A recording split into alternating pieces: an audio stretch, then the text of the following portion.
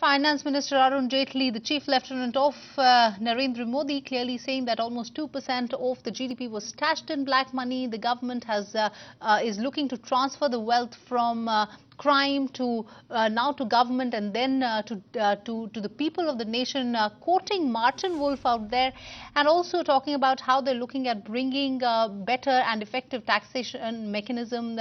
He did also say that the impact of demonetization drive has been taken well by the people, as we've seen after the recent assembly elections, which has in a way given a referendum of sorts for the government, and government will continue on its efforts to curb tax evasion.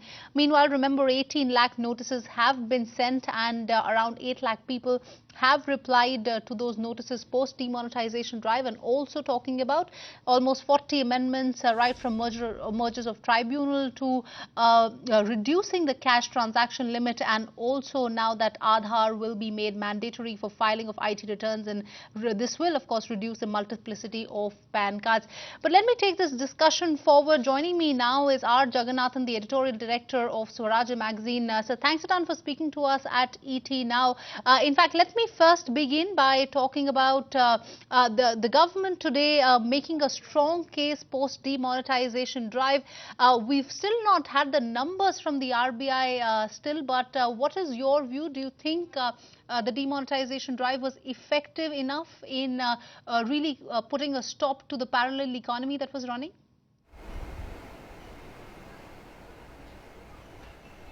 Certainly not. It was an attempt to probably try and dent the stock of black money, or to bring a lot more transactions that were hidden back by bringing the money back into the system. Probably the original goal was to try and see if some of the money would not come in, which can then be declared as dividend by the Reserve Bank and given to the government as easy money. But that probably has not happened. But it has had collateral benefits in terms of increasing potentially the taxpayer base, as he talked about the 18 lakh people whose deposits do not show any commensurate equality with their known sources of income. So the expansion of the tax base, if it is taken for that, probably will benefit.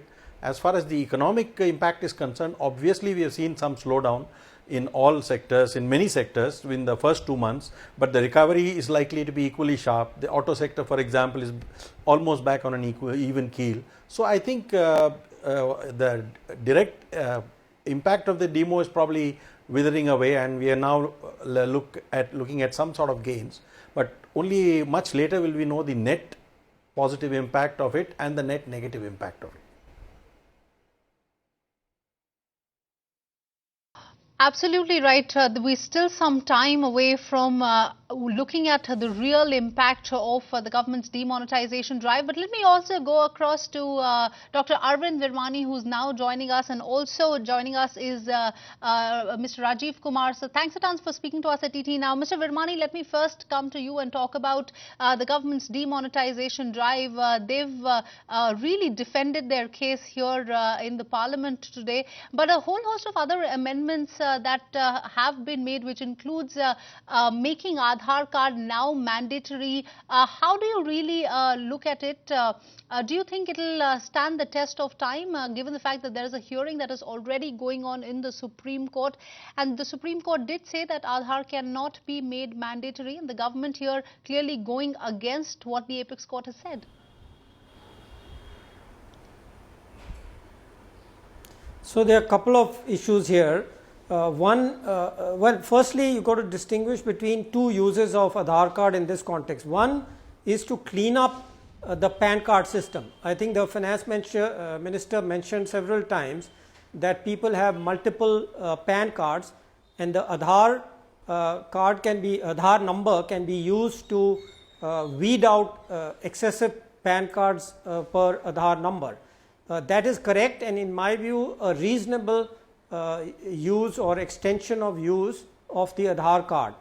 There is a different use, however, which is that every time you file a return, you have to put the Aadhaar number on it.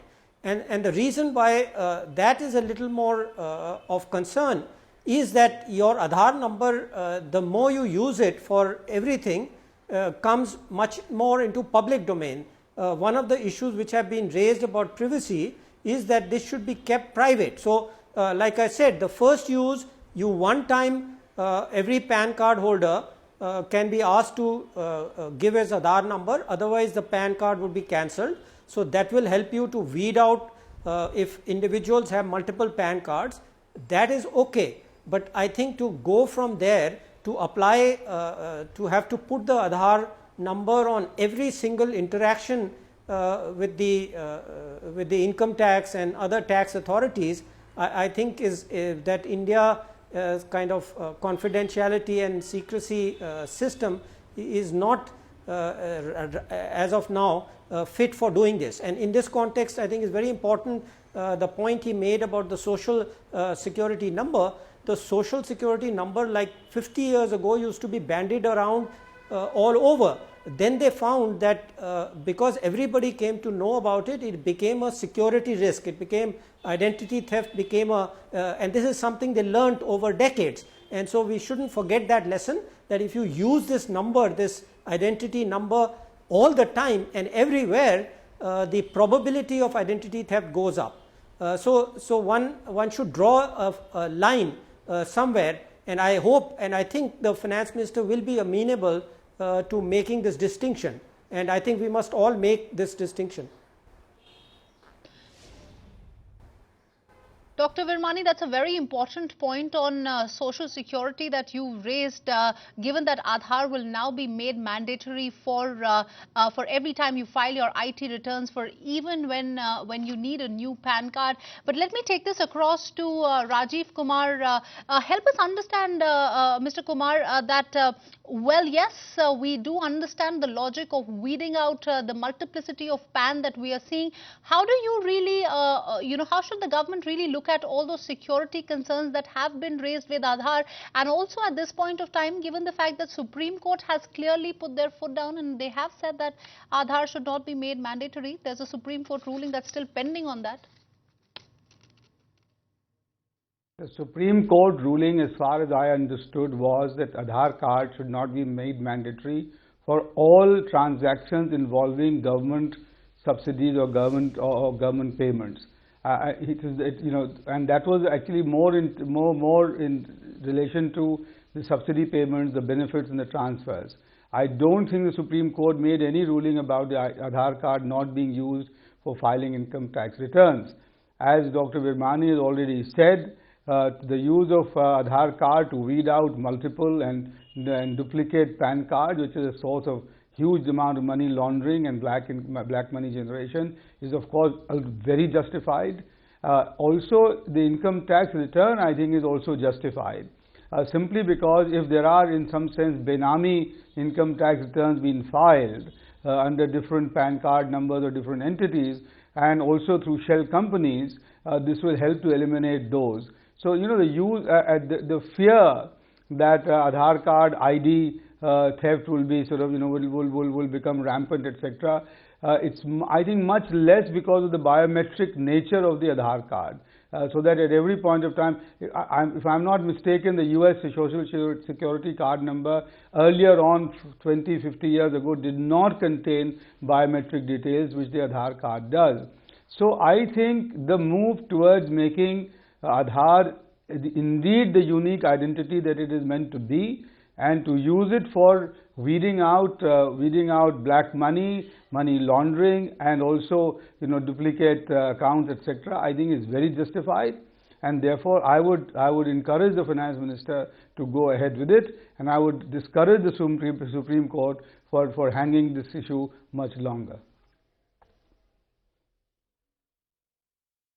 All right, let me also take a another very important point there. While Finance Minister Arun Jaitley did speak about the demonetization drive, he steered clear of giving any numbers, so to say, because there's still 2 weeks left to go for that IDS2 deadline to really get over. But help us understand, Dr. Virmani, how do things really stack up post demonetization? Well, yes, the remonetization activity is picking up, but the government had made tall claims, and according to how we are learning things at this point of time. The high value deposits that have been found so far, where money between 40 to 80 lakhs was deposited, are only a handful, just a fly in the face of what the government has been talking about so far. How do things really stack up post demonetization?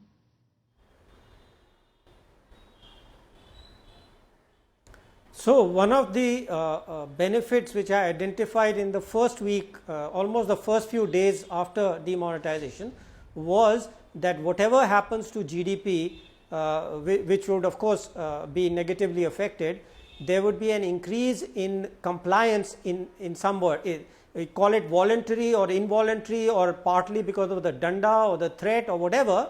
I said very clearly, and it was very clear to me, there would be more declarations and more money coming into public view, so to say, and public view here is more important, the government view, so it can investigate and find out the tax things.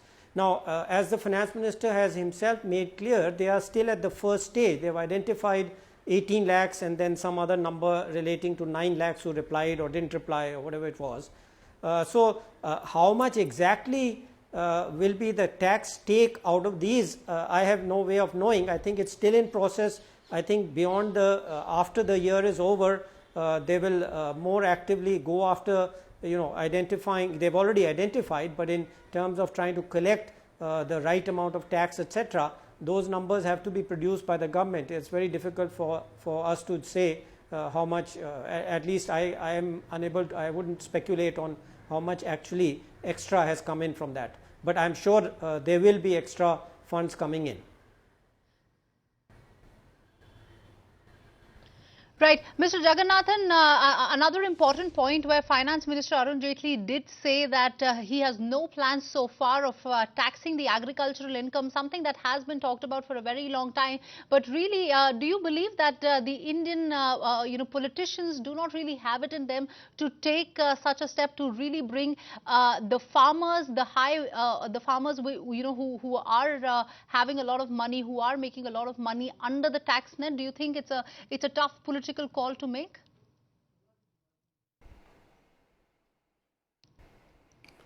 Yes, actually India is not an exception to the rule. The world over, I think governments have had and have treated agriculture like a holy cow, whether it's in France or in Japan or in European Union or as well as in India. In India we have the additional justification that most farmers are seen as relatively poor compared to their urban brothers. So, my guess is that if you want to tax agriculture, the only way to do it is by extending the indirect tax net.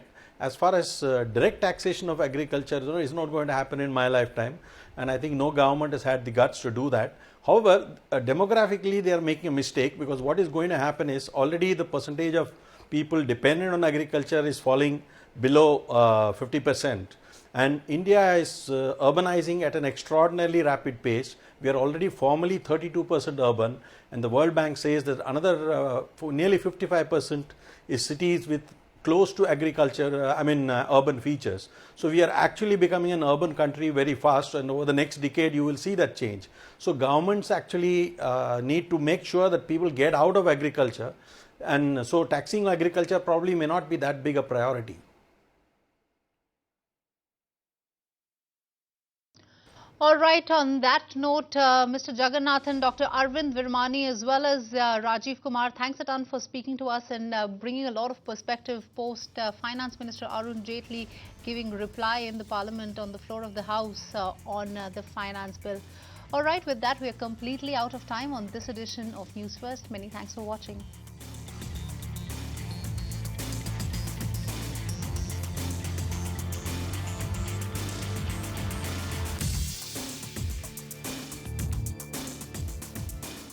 Find us on Facebook at facebook.com/ETNow, and don't forget to click the like button. You can also follow us on Twitter at ETNowLive. To stay updated with all our programming, hit the subscribe button on our YouTube channel by logging on to youtube.com/user/ETNow.